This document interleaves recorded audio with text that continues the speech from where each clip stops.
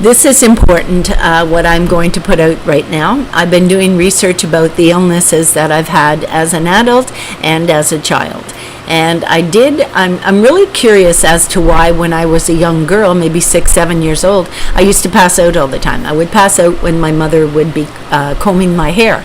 I had very long hair, and when she would brush my hair, I would literally get very weak and I would pass out.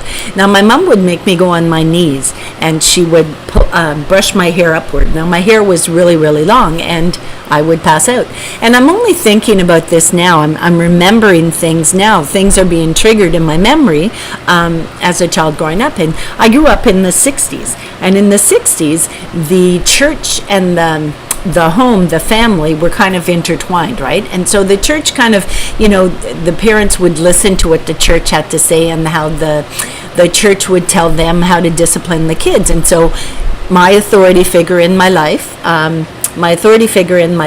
that point decided to follow suit along with the very strict regime that the church had. And so what my authority figure did is I did a video about this earlier. You'll have to look back on it. I think it was punishment in the 60s, and how the church was involved in that. Anyhow, so they influenced my authority figure, and my authority figure made beanbags with those really big white hard beans. And I was made to, anytime that my authority figure thought that I was doing something that shouldn't be done or that she disagreed with or whatever, they would kneel me on these beanbags for hours, right? Until such a time as they felt that I had been punished enough. And I was made to have my hands above my head, like this, and I did a video about it, in the prayer position above my head, as high as I could reach. And, a little girl at the age of 6 or 7, of course, your hands are going to get tired and you're going to bring them down, right? And as soon as they went down, I had to be on those beanbags longer. And my knees weren't covered, I was bare-kneed, and I was kneeling on the beanbags. And and I would get weak and I would pass out. And I remember this like yesterday. I mean, I'm in my 60s and I still remember this taking place, right? And I was even talking about the fact that my authority figure had those bean bags still in their possession a matter of like 10 years ago. I remember seeing them at that particular person's home. And so, it triggers some memories, trust me. But I remember getting very weak and passing out and things like that. So, and I used to have a lot of leg cramps and I had a lot of issues that, I've been researching my high blood pressure, and I was researching the fact that I thought as a child I had low blood pressure. And indeed, what I found out is there is a thing called neurally meditated hypotension, okay? And that is basically the opposite of hypertension, which is what I have now, is high blood pressure. I had low blood pressure. And you know what some of the triggers for that lower blood pressure were? Okay, so I was reading up about it, and some of the triggers are if you're I don't want to mess it up, so I'm going to look it up. So it says, it's believed to be caused by an abnormal reflex interaction between the heart and the brain, both of which are structurally normal. So obviously I was a normal child, but that message pathway between my heart and my brain, it wasn't working. And the reason it wasn't working, a trigger, okay, that can lead to NMH, which is what I was talking about, neurally meditated hypotension, okay? Some of the triggers are when you have a strong emotional response, such as feeling shocked, scared, terrified, or being in a very warm environment. Like a baby, if you leave a baby in a car, they will go into a neurally meditated hypotensive state and they can die. They can die from being in a car. And, that's a scary thing. That is a scary thing. And, I'm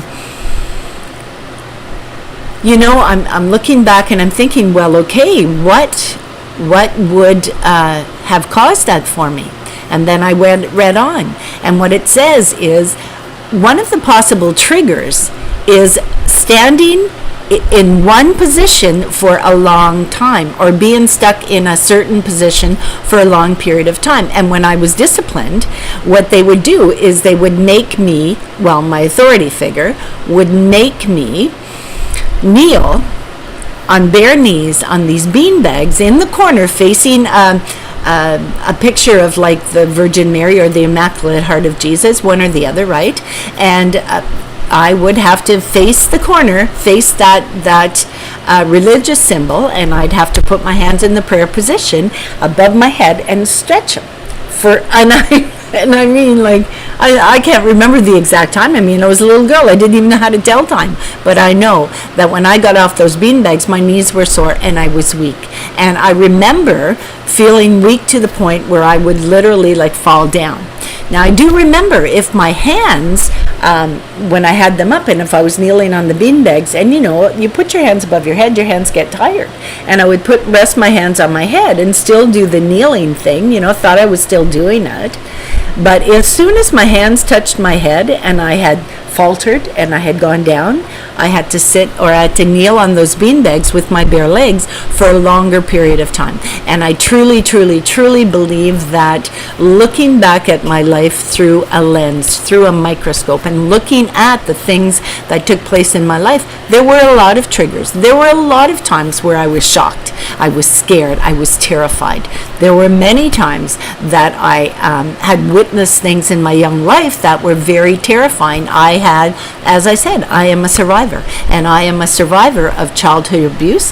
I am a survivor of spousal abuse. I am a survivor of life, right? And so I'm seeing that how my body was treated and how my body reacted are one and the same. So, you know, I'm not saying this, putting this out there to specifically pinpoint anything. But what I'm saying is that I'm starting to look at my life. I'm starting to look at the treatment of my body and my mind. And I'm starting to see that correlation between things that happen to you as a child and how they literally carry on through your life. And, you know, they trigger things. And now that I have hypertensiveness, okay, I don't have the same triggers, but those same triggers will have a different reaction in my body because of the fact that I'm older and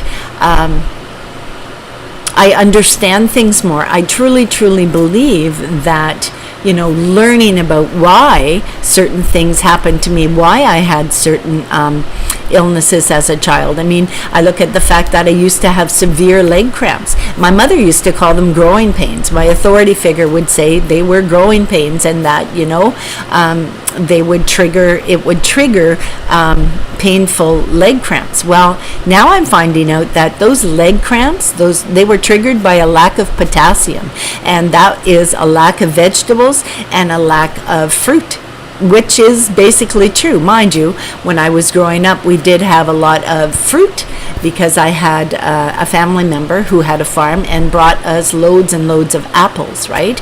But like I said, in the 60s, things were a lot different. So a lot of my health issues I brought with me from the past. And now I'm having to deal with the repercussions of that. So, you know, and I can't always say that, I mean, I smoked for over 47 years, but I certainly can't say that all my health issues rest on my shoulders.